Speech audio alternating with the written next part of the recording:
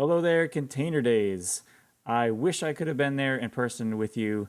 Sadly, I couldn't make the trip, but I'm still glad to be here virtually to give you this talk on container native pipelines with Drone CI. A little bit about me. My name is Jim. I am a senior developer advocate at Harness. I live in the US, about 2 hours north of Boston with my wife and our 3 children. I've been using and contributing to Drone since 2018. And here are a few ways that you can get in touch with me: Twitter, GitHub, and my company email. If you've never heard of Harness before, at Harness we provide services for every step in the software delivery lifecycle, from continuous integration to continuous deployment, all the way into production with tools like feature flags, cloud cost management, and more. So in this talk, I hope to offer something of a love letter to containers and their use in continuous integration pipelines. So I've been responsible for continuous integration pipelines in various ways since probably 2006. My first engineering job, I was a release engineer for some embedded Linux-based audio equipment, where I was scraping together old desktops for my build machines. Not a fun experience, but that's how I got started. So virtualization and the cloud, they came along and made big improvements to the continuous integration world. Once they came along, we could create virtual machine images, launch build machines from snapshots, much more dynamic, much more able to scale with the capacity that we needed. So I've lived through these changes and seen firsthand how much containers have improved continuous integration workflows. So this is Container Days. So I think we're all familiar with containers, but the title of this talk is Container Native Pipelines. But what do we mean by container native?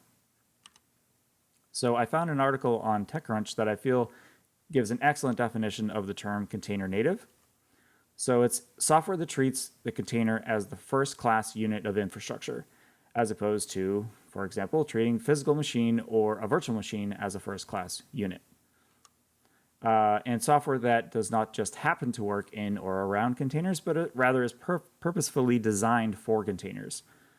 So before container native continuous integration pipelines were possible, it would have been common for someone like a build engineer or someone in ops to create a build server with all of the build and test dependencies required by the application, then hand that off to the development team, as in this picture here. This might work for a little while, but it's very likely that the development team will need to use different software for their builds, so they might then have to create a ticket and be blocked by the engineer or the developer or the ops person that has to make that change for them to get in what they needed. So when using container native continuous integration pipelines, we can leave behind this outdated practice and create a much better workflow for our development teams. So instead of saying, here's your build server, and the other side saying, thanks, I think, we can be much more, have much more ownership now. So in this talk, I'll be highlighting Drone, which Harness acquired in August of 2020. And you can learn more about Drone at drone.io. So Drone was launched in 2012, so it's officially a decade old this year. So it's open source, it's written in Go. One of Drone's claims to fame is that it was the first container native open source continuous integration tool. You might notice that 2012 was a year before Docker was started. So Docker was actually started in 2013. Drone actually used LXC, Linux containers, before moving to Docker, so it predates Docker. Drone supports Linux, Mac, and Windows, of course. It's multi-architecture, Intel, ARM, and more. Drone integrates natively with your source control solution, so things like user management are handled by the SCM, not by Drone. While there are many cloud-hosted CI solutions out there, Drone is self-hosted, so you run it on your own infrastructure. So this could be your cloud service of choice. It could be in your data center. It could be your home lab. It could be anywhere you want, anywhere that you have control over your infrastructure. This gives you the ability to hang on to your source code, your secrets, and so on. No need to have a third party exposed to any of that. And all you need to get started with drone, the drone server and the drone Docker runner, which the drone server is just 60 megabytes and the runner is less than 20 megabytes. So very, very lightweight. So let's look at how drone uses Docker containers in continuous integration pipelines, also known as your .drone.yml file in the root of your repository. So here is a drone YAML file that defines a Docker pipeline for a Go project where it has just a single step called test that runs go build and go test. So the kind and type attributes at the top say that this is a Docker pipeline. The steps defines a series of shell commands executed inside a container as the entry point. So if any command returns a non-zero exit code, the pipeline fails and exits. So what exactly is happening behind the scenes when a pipeline like this executes? So drone creates a workspace volume where the repository gets cloned into, then drone interacts with Docker to essentially do the equivalent of these commands.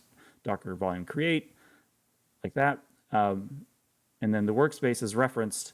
The working directory is set to the workspace volume, and the desired commands are executed in the specified container. And then there's also an implied step in between here that clones the repository that you don't have to explicitly define, but that's where the cloning happens into your workspace. This can actually be overridden if you are so inclined to completely change your cloning behavior, but for the most part, the default works just fine for most pipelines. So let's have a look at what this looks like instead of just talking about it. So here's a quick video of drone in action. This is a pipeline executing the one we just saw. Clone step is running right now. Test runs, and there you go. Go build, go test just ran. So when a drone pipeline completes, the workspace volume that we just talked about gets wiped clean. And that results in an ephemeral build pipeline where every pipeline runs in a clean environment. So previous pipelines executions can't affect future pipeline executions. So this greatly increases the chance that you'll be able to reproduce your builds in the future if needed, since everything has to be declarative. Nothing is inherited from a previous step by default. You have to explicitly define anything that ends up in your workspace or in your pipeline. So when build environments are container native, we can leave behind a lot of frustration. So here's a hypothetical development team. They have an app that's written in Go. Maybe they need to do some browser tests when their CI pipeline runs using Selenium. They need to run Postgres for some integration tests, and maybe they need to pull some assets from S3, so they need the AWS CLI. So one of the great things about Docker is that all of these projects provide official Docker containers. So each container has an appropriate version tag. So you can explicitly define the version you want using the official container that you need. So here's a side note though. Hopefully no one out there is using latest, either in their build dependencies for sure, but certainly CI pipelines, don't forget about explicitly defining tags there either, because the latest Docker tag is going to get you in trouble at some point. You will regret it at some point when a breaking change is introduced to the container and you struggle to figure out why your pipeline worked yesterday and all of a sudden it's broken today. So always define those, lock down your version numbers. So since your declarative drone pipeline YAML file lives in the Git repository with your application code, any of these team members can open pull requests with different versions of these containers for testing. There's no need for any separate build infrastructure or to be blocked by any other team members. So let's have a quick look at a pipeline, a bit of pseudocode here. This isn't a full pipeline, but it should give you an idea of the different steps that are involved with using the containers that I just showed. So here's a pipeline that's using that Postgres container as a service. So that's going to be something that runs for the duration of the pipeline all the way to completion. Steps will run sequentially, one at a time. So here we have the AWS CLI image being used to copy in something from S3. Then the Golang Docker image is used to run go build and go test, and some Selenium tests run at the end. So seeing what that looks like in a real world, close to a real world example. So back to our team. So at some point, this team might decide that, maybe they need to run some AWS CLI commands in the same step as their go build or go test command. So what happens then? Well, I've definitely seen where teams do a lot of complex scripting to install the dependencies that they need in containers that don't have those dependencies. Because unfortunately, there isn't an official Docker image that they can use that contains the version of Go and the version of the AWS CLI that they need, right?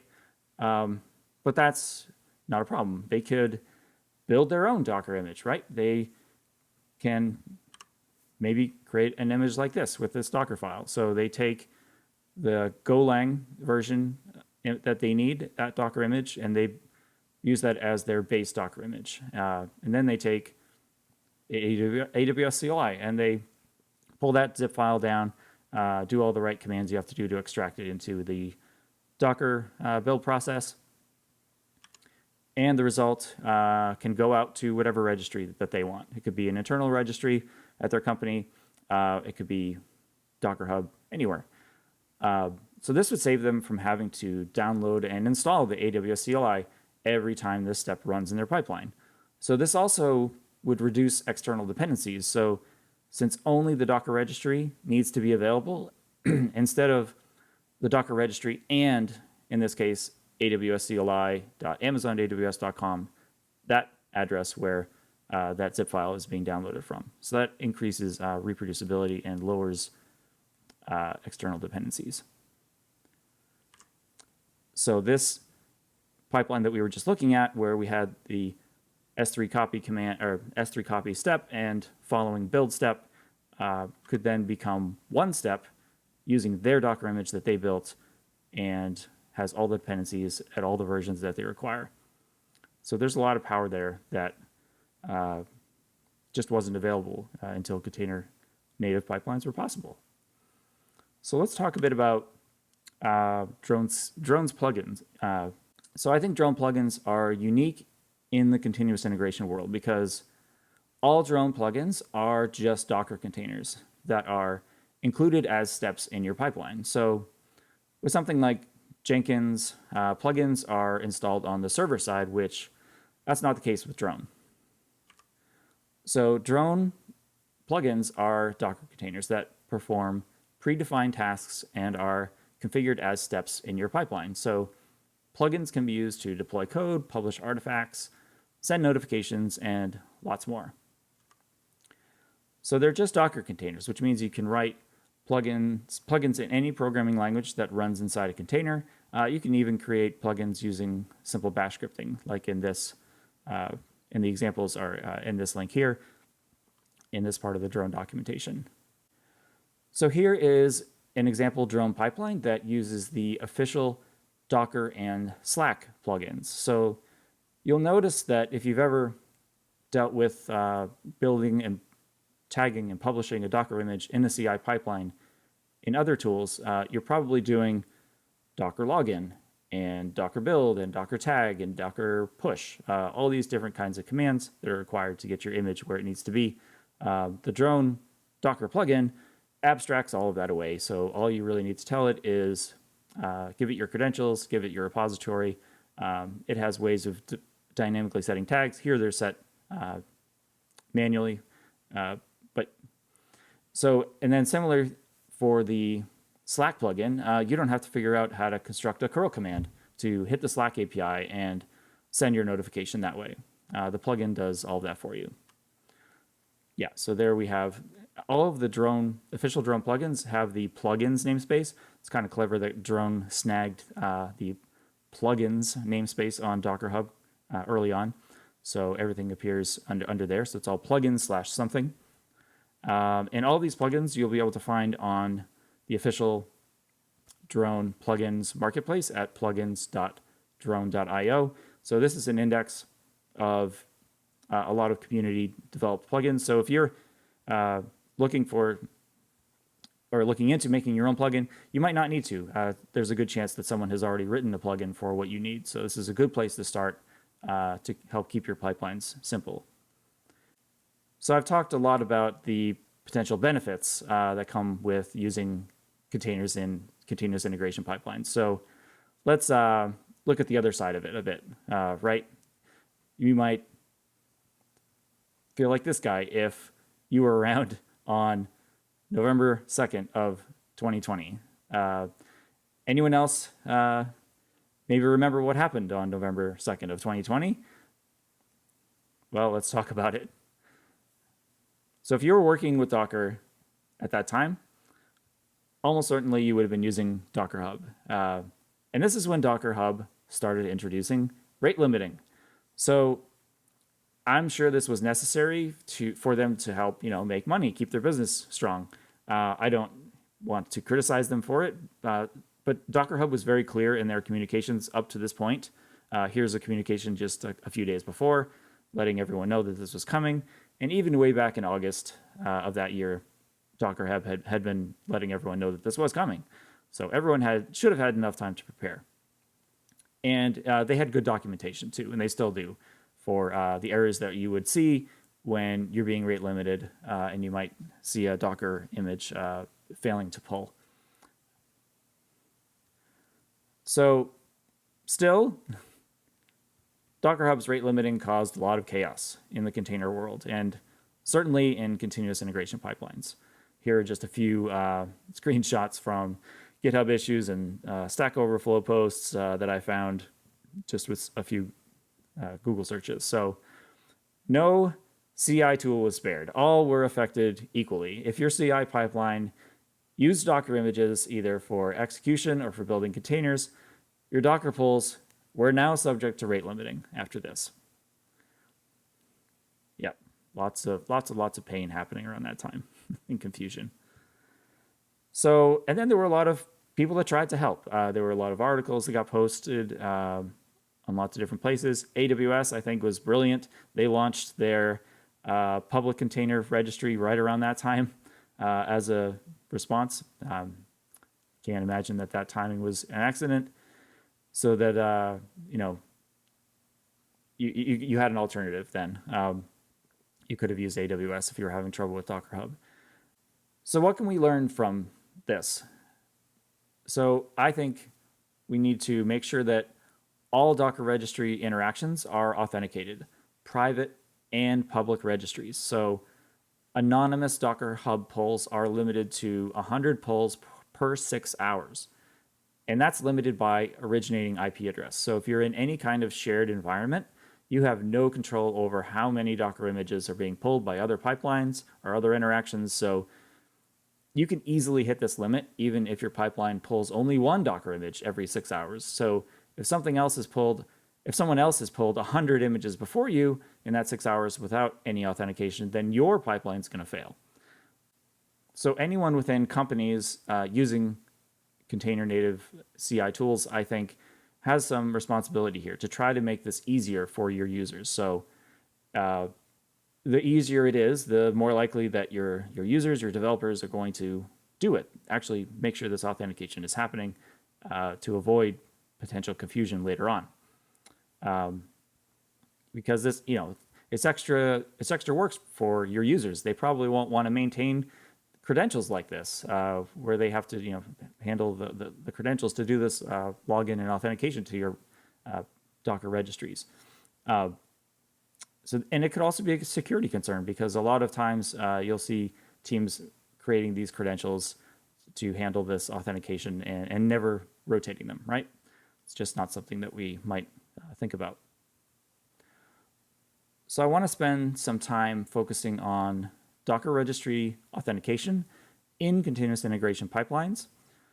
When working with Docker registries in continuous integration pipelines, you need to keep 3 authentication points in mind. So the first is that you need to authenticate to pull the images used in your steps where your commands are executing. So everything we've shown in previous slides where we had an image name defined, now we want to make sure that authentication is happening when those are being pulled. So the second, I think, is a no-brainer. You're already doing this if you're working with containers and publishing them. If you build a container image, you want to publish it to a registry, that's going to require authentication. So you're already doing step 2, I'm sure. That's nothing new. But number 3 is something I think I see teams forget about the most often, and that's the images that are used in the from fields in your Docker files. So you need to authenticate for those too. So these are the 3 authentication requirements that can be a lot of overhead for teams. So there's, I think, opportunity in your CI tooling for making things easier. So let's talk about the first one. So one way that I think Drone helps that first point, makes that easier, is with the concept of image pull secrets. So this allows you to define a secret where the secret value is the Docker config JSON contents. So this is the same file that would be created when you run the Docker login command to authenticate with either the official Docker Hub registry or any Docker registry for that matter. So a secret like this can be attached to a specific repository. Typically, users would manage those secrets since they own the pipeline, right? And their application's published Docker image. But Drone also provides a different type of secret that can be really helpful in this scenario. So Drone has a concept of an organization secret. So this is a global secret that's available to all pipelines in an organization. So only users configured as administrators can add or modify organization secrets. So it's a powerful feature because it means that the admins of your Drone instance can generate these credentials and provide them to all their teams. So the admins can create, for example, some read-only credentials for the registry, generate this JSON file, and add it as a secret, an organization secret, that any pipeline can use to handle authentication when pulling Docker images for their pipeline steps.